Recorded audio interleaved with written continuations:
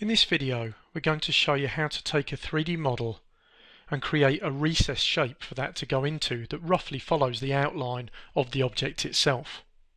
I'm going to show you the technique for adding this sculpted edge to that recessed area, and also look at some of the key things to be aware of when setting up and creating toolpaths for a part which is completely below the modeling plane. Let's go ahead and start a new copy of the software. So let's click on the option to create a new file. I'm going to set up a job which is 10 inches wide, 8 inches high, 3/4 of an inch thick, XY datum lower left, working in inches at high resolution, and hit OK. I'm going to come down to the modeling tab, up to the icon to import a component or 3D model, and from the project folder for this example I'm going to select a file called horse's head. This is a 3D clip file, but it could be any piece of clip art or indeed anything you've already got modelled inside of a spire. Need to centre this in the job, so I'm going to click on the icon to align selected objects, then click on the icon here to centre it horizontally and vertically within our part and hit close. Next, with the object selected, I'm going to click on the icon to scale it, and with the anchor point set to the centre, I'm going to scale the width up to be 7 inches and hit apply and close. It's important when we're working on this technique that we leave some space around the model. We're going to be doing some offsetting and sculpting as you see as we'll work our way through, so we need to make sure there's a bit of space around here to allow us to do that without getting too close to the edge of our job setup. Now let's click on the icon to tile the windows. I'll do so vertically in this case, and I'm going to set the height of the component, so I'm going to click on the wrench and I'm going to change the height of this to be 0.375, so 3/8 of an inch. See that update there, so I'm happy with the way that looks. And that value is important to remember because I need to make sure that when we create our recessed shape that it is a little bit deeper than that so the part can sit completely within it. So in this case our model is 0.375 inches high, so I'm actually going to create my recessed shape so that it's 0.4 inches. Anytime we're creating a part that's going to be recessed below the modelling plane when we come to machine it, we want to make sure we have a component that represents our modelling plane, or as we often refer to it, the zero plane. There's a special tool to create one of these, which is under the modelling drop-down menu. If we click on the word model at the top of the interface here, then from the list you can see the option add zero plane. When I click on that, a component will be created that is the size of our job, but is just a flat component at the level of 0 within the part. If we select that, you can see it in the list and you can see it highlighted in the 3D view. And as well as creating the component, it's also created a layer. If we look on the layers tab, we'll see at the top there's a layer called zero plane, and that has the grayscale preview for that component placed on it and will be by default switched off and placed at the top of our list so that it doesn't obscure any of the vectors or other component grayscales within the part. Let's come back and click on the modeling tab now. Now we have our zero plane, we're ready to create our recessed shape. First part of that is to take our component or components that we're planning to put inside the recess, select them, and from the modeling tab choose the icon here to create a vector boundary from the selected components. If I just deselect by clicking in the white space and click on the edge here, you can see that that vector has been fitted to the edge of our component grayscale. Next we want to offset that outwards to give us some space around our 3D object. The value you offset this by is going to vary depending on the size of the part and your units you're working in. As a general rule of thumb though, I would say you want to go about 25% more than the depth of the recess you're planning to model. In this case we're planning to model a recess which will be 0.4 inches deep, and so I'm going to actually offset this vector 0.5 inches. So make sure your vector's selected as we are in our 2D view here. Click on the drawing tab, choose the offset selected vectors icon. I'm going to offset outwards. I want to delete the original. I don't need to select the new vector. I don't want to create sharp corners, and the distance is going to be 0.5 inches. Let's go ahead and click on the offset button and hit close.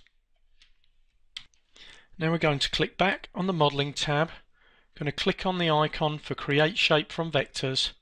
Going to select that vector that we just offset there, and with the round profile chosen at the top here, I'm going to enter an angle of around 75 or 80 degrees. The exact angle you use may vary, but it's going to need to be quite steep. Next we're going to come down and choose the option to limit to height, and we're going to set this to be the height of this recessed shape. So in this case we've talked about the fact we want to make this 0.4 inches.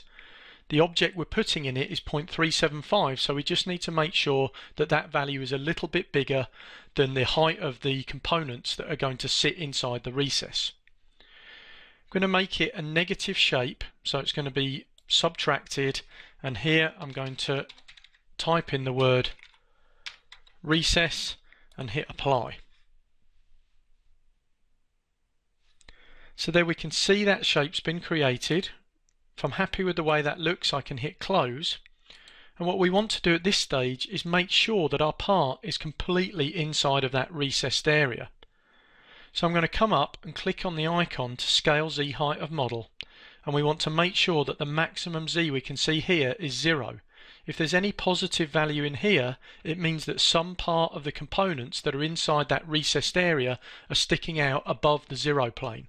In which case you'd need to maybe change the parameters you used for the angle or the depth of the recess, or you may need to reduce the height of the components that are inside of it.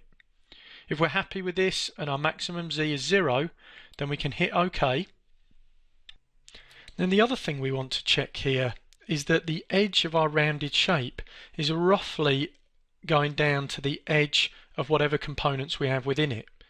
The easiest way to check this is just visually by switching the horse component on and off. So if I click to switch this off, in fact we'll maximize the 3D view and just zoom in, what I want to make sure is the edge of my horse is roughly following this shape here. So if we switch it on again, and visually I can see that there's little overlap between those, which is important. If you were finding that the rounded edge was going well into the area of the components that you have within the recess, then you'd want to remodel that with a higher angle, or perhaps by offsetting the vector out even further.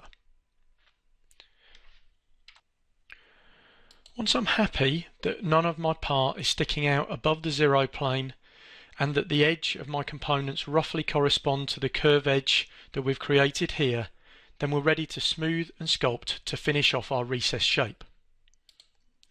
Let's just come into the ISO view here, and from the component tree I'm going to select the 0 plane component. I'm going to hold shift down and select the recess component so that both of those are currently selected. I'm going to come up and click on the icon here to apply smoothing filters to selected components.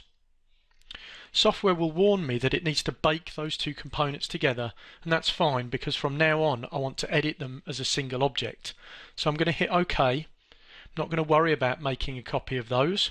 And now in the smoothing here I'm just going to take the slider and slide it all the way to max. You can see that started to smooth out the edge of our plane and that recessed area. I'm going to hit OK, and I'm going to select my component again, so we now have a new single component that's been baked together, and I'm going to go back into the smoothing tool once more, and again here I'm going to smooth this to the max. So we're basically just running it through the smoothing tool twice. Again I'm going to hit OK. Now I'm going to right mouse click on that component name, hit rename, and we'll just call that recess sculpt, and click to accept that. Now what we've done has created quite a nice effect, and at this point if we wanted to we could go ahead and fit a boundary to that edge and start to calculate toolpaths. Before we do that in our example though, we're going to take this one stage further. I'm going to click on the icon here to put this so we're looking down the Z-axis, and we're going to go in with the sculpting tools and add scallops around the part to give it kind of a faux hand-carved edge. So I'll make sure that we've got our component selected. I'm going to come up and click on the icon here to go into the sculpting. We're going to choose the smudge option from the different tools that we have within the sculpting here. I'm going to set the diameter to be around about 150, 160. I'm I'm going to set the strength to be about 60, the smoothness to be around 75. You don't need to get these values exact. Then we're going to come into the 3D view here, and we're going to place the cursor roughly at the bottom edge of our curve, the inside of our curve in the recess. I'm going to click and we're going to push that outwards into the side there. And essentially we're just going to come down and keep repeating that, just clicking and pushing in order to create this kind of scalloped effect. Now it's possible to just keep more gently pushing this. We could also change this effect by increasing the diameter of the circle we're working with, or changing the other parameters we're using there in order to give ourselves a different type of shape. And I'm just going to work my way around, just pushing out the edge here, being quite careful. If you do make a mistake, you may notice within the sculpting tools there that you have the option of the undo brush, so you could come back in and just undo the sculpting and then change it if it wasn't looking exactly as you wanted it to. So I'm just working my way around here, I'm using the mouse, just pushing these areas out till I'm happy with the way they look. If we want, we could always go to a smaller brush in order to change how these scallops have been created. So we have a lot of control over this and how we want it to look. When we're happy with that, we can hit keep and OK, and now we can see our horse's head in this kind of scalloped edge recess that we've created by using the smoothing and the sculpting tools. Now the sculpting is obviously completely subjective, so you would just keep working on that until you were happy with the way that it looked. Once you have got it to the point that the part looks like you want to cut it, then we're ready to calculate toolpaths. Before we actually go over to the toolpaths tab though, what we need to do is help ourselves by creating a boundary that follows the outline of our scalloped edge. To do that, we're actually going to select this recess sculpt component here. I'm going to come up and we'll click on the icon to tile the windows. You can see that selected in the 2D view. I'm going to come over to the drawing tab, and I'm going to use the tool we'd normally use to trace an image and to fit a vector around colours within that image. For a component grayscale though, if we click on this, what we could do is select white, which is the lightest colour and represents the top flat plane within that component. You can see that's now highlighted in red. And if we just take the values that we've got within here, roughly around the middle for the corner fit and the noise filter, click on the preview button, we can see that that's created a vector around that edge there. It's also created one around the outside of the part. If I'm happy with that, I can hit apply and close. I'm going to select the one around the outside of the part, just delete that, we don't need it.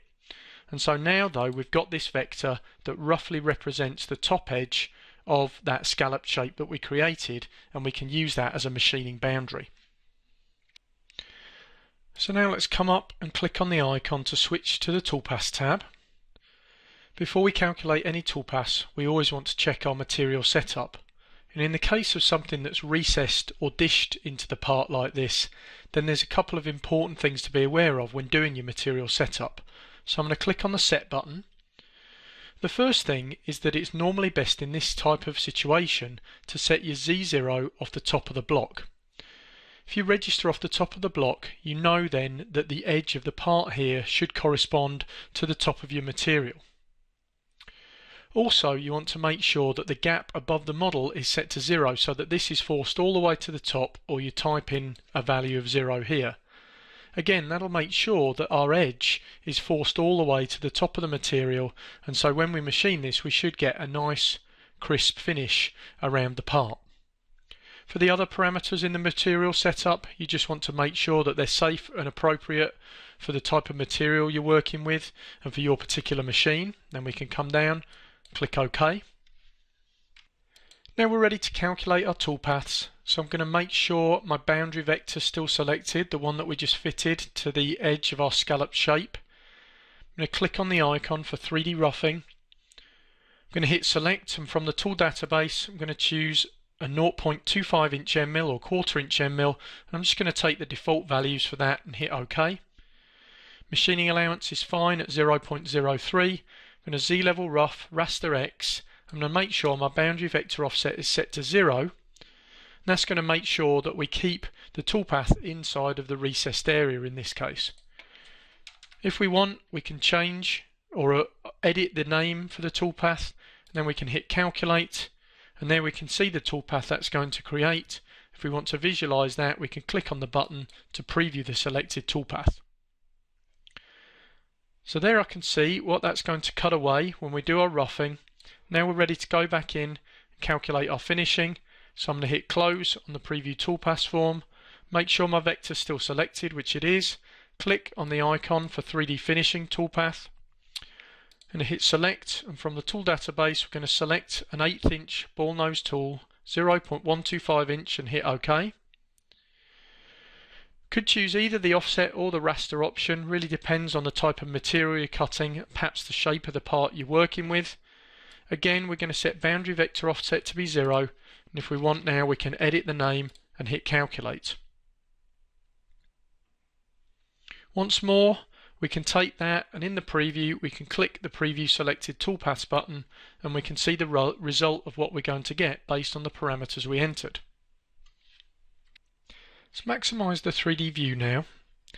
Zoom in a little. We can see that part looks good, other than the fact I've got a little bit of a lip around the top edge here. Now I know that we set up the material so that the 3D model was pushed all the way to the top of the block, so it's not being caused by having any kind of gap there. What this is probably due to is that when we fitted the vector, we have a limited number of colours we can fit it to, and so that vector may not be all the way to the very top of the edge of the part here.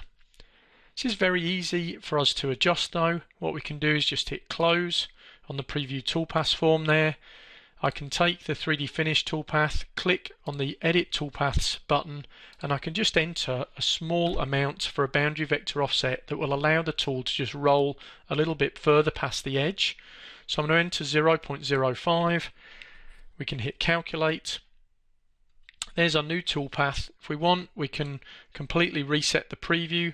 We could take the roughing, preview that again, and then take our new finishing toolpath with that small boundary vector offset and preview that in order to see if it's actually eliminated that little lip that we'd created. There we can see we've got a nice smooth transition now onto the top surface. So assuming that we set everything up correctly in the part and on the machine, then this is what we're going to be able to cut on our CNC. We could close the preview toolpaths form there, select our toolpaths and save them using an appropriate post-processor. We can also do at this stage is save the file itself. We'll go up to File, Save As, and in the project folder here I'm going to call this Horsehead Recess TP to show that it has a toolpath in it. Hit Save. Before we finish, let's take a moment to summarise what we've looked at.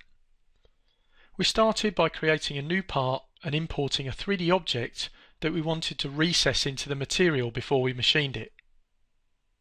Because it was going to be a recessed part that we were going to cut, we created a component that represented the flat plane in the model. That's a specialist function under the model drop-down called the zero plane.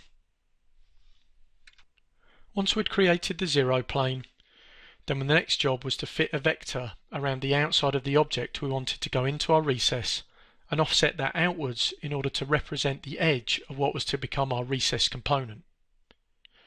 We then created the shape for that using the Create Shape tool and setting it so that it made quite a high angled round negative component. This shape was finished off by using the smoothing and sculpting tools. Next, before we calculated the toolpaths, we created a vector that represented the boundary of the top edge of our recess. We did that using the component grayscale and the Fit Vectors to Bitmap tool from the Drawing tab. Once we had that vector, we went over, we looked at some of the specialist material setup we need to do when working with a recessed part, and then we calculated roughing and finishing toolpaths. The techniques we showed you here could be used on almost any set of components. You just need to make sure you remember that the offset distance may vary, and also you may need to play around with the angle you use when you create the component using the Create Shape tool. Obviously the sculpting part of it is just subjective to how you want that top edge to look. And that concludes this tutorial.